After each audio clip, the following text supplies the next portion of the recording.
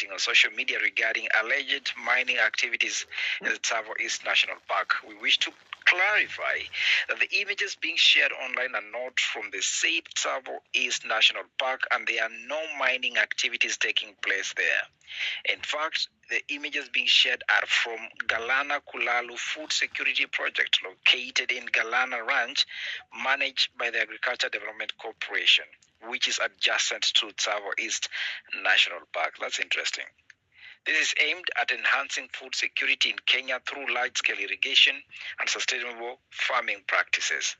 As part of the program, canals are being constructed to facilitate water flow into irrigation farms. KWS remain committed to conservation and protection of our national parks and wildlife heritage. Not site. Mizani, on that, I have something to say. On Sunday, we do know very well that KWS was on the space. And they're being disingenuous. They had an opportunity when Akal did raise that question to come up and defend their position. I find it unfair, honestly, and this is how government has been operating, which is really sick. That they put out something like that, and then after a few hours or a few days, they put it and say, stamp it fake. So we must start to demand, and without shying, let us be asking questions. Let it be uncomfortable. If there's nothing to hide, let them prove otherwise. I find that it's really neither here nor there, in my opinion. It does not even address the concerns properly. It is gaslighting and really just trying to suggest that, you guys are stupid in what you're saying. And I think I find that wrong in very many ways. I actually find it extremely, extremely dissatisfying and disturbing because looking at the letter itself of the press release is not signed by anybody, so we can't even question nobody. And the fact that it has the KWS logo and all that does not mean nothing. However, like you correctly put it, we had the KWS team on our Sunday space that was looking at the issue of the Mara. And Akal, actually, for us to even come and have this conversation in the first place, it is because he mentioned something on mining. Well, they are not supposed to be reactive, but I think the statement had to be very clear and specific. I feel it lacks that. And if by any case, this is a true statement from the press release from the KWS, we will also be writing to them demanding more clarification. I can promise you that. Let's have 254, I'll give you a quick one, and Villager and Akal, kindly be patient. We want to hear from those who have been listening to you what they make of the talk, and then we'll cross over back to you for final remarks. 254 followed by Haze and then Rabia. Thank you, and we appreciate you being here. Yes, please.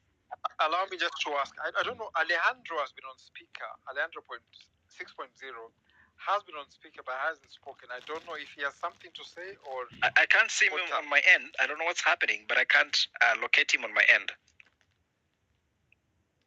I can actually see him. I don't know whether he's on speaker. But then that is it. Let 254 speak and then continue with the plan that we had. Thanks, Eli. Based on the press statement, I just wanted to say a very astute observation from my end. And we were having a side chat with Hannah about the anomaly story. And I actually just posted to her and told her, if you go to Google the definition of a geological anomaly, it is very clear what it is. So all these things are scientifically tested.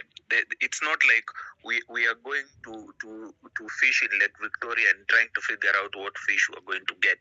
And once we get it is when we determine what we are doing. Mining is very scientific, it is very structural, it is very designed, and it's done by professionals. So when they go to mine, they look at something specific. On the press statement, for me, this is what I find very irritating, and forgive my harsh words to say so.